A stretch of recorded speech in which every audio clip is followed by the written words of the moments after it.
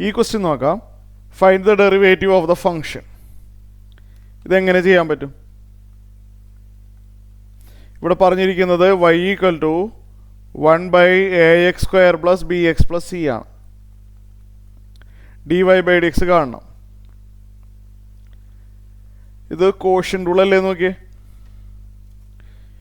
u/v അല്ലേ?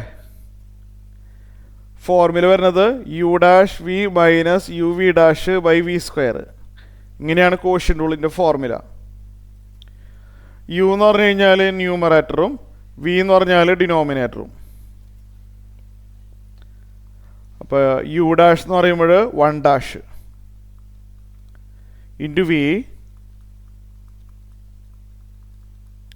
u'(v - u into v').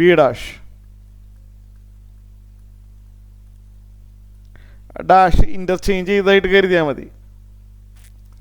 ഇവിടുത്തെ ഡാഷും മറ്റേ ആൾക്ക് ട്രാൻസ്ഫർ ചെയ്തു. ഇവിടെ ഉണ്ടായിരുന്ന ഡാഷ് മറ്റേ ആൾക്ക് ട്രാൻസ്ഫർ ചെയ്തു. അങ്ങനെയാണ് രണ്ടാമത്തെ ടേം ആയത്. ക്ലിയർ? u'(v - uv'/v². അതായത് ഡിനോമിനേറ്റർ സ്ക്വയർ. ഇങ്ങനെ വരും നമുക്ക്. ഇനി നമുക്ക് അടുത്ത സ്റ്റെപ്പിൽ എന്ത് ചെയ്യാൻ പറ്റും? അടുത്ത സ്റ്റെപ്പിൽ ഈ ടേം എഴുതേണ്ട ആവശ്യമില്ല. ഈ ടേം 0 ആയി പോവും. കാരണം അവിടെ ഒരു 1' ഉണ്ട്. 1ൻ്റെ ഡെറിവേറ്റീവ് 0 ആയതുകൊണ്ട് ആ ടേം പോയി. പിന്നെ ഇവിടെ ഒരു -1 ഇൻറ്റു മൈനസ് എഴുതിയാൽ മതി. 1 എഴുതേണ്ട ആവശ്യമില്ലല്ലോ. ax² + bx + c യുടെ ഡെറിവേറ്റീവ്. അപ്പോൾ ax² ഡെറിവേറ്റീവ് പ്ലസ് bxൻ്റെ ഡെറിവേറ്റീവ് പ്ലസ് സിയുടെ ഡെറിവേറ്റീവ്. ax² ഡെറിവേറ്റീവ് എന്ന് പറയുമ്പോൾ a മാറ്റി നിർത്താം. x² 2 ഇൻറ്റു എക്സ്, അതറിയാമല്ലോ. 2 ഇൻറ്റു x⁻1. bxൻ്റെ ഡെറിവേറ്റീവ് എന്ന് പറയുമ്പോൾ b ഇൻറ്റു 1 വരും. കാരണം എക്സിൻ്റെ ഡെറിവേറ്റീവ് 1 ആണ്. അപ്പോൾ bxൻ്റെ ഡെറിവേറ്റീവ് b ഇൻറ്റു 1.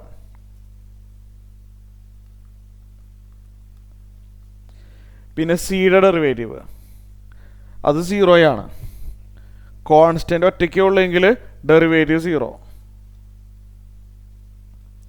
താഴെ അതേപോലെ തന്നെ, അത് എക്സ്പാൻഡ് ചെയ്യേണ്ട ആവശ്യമില്ല. അത് അതുപോലെ തന്നെ എഴുതിയാൽ മതി.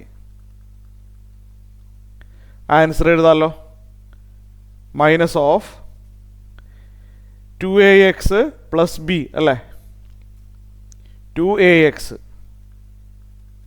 + b all divided by ax² + bx + c all square. ഇതാണ് ആൻസർ.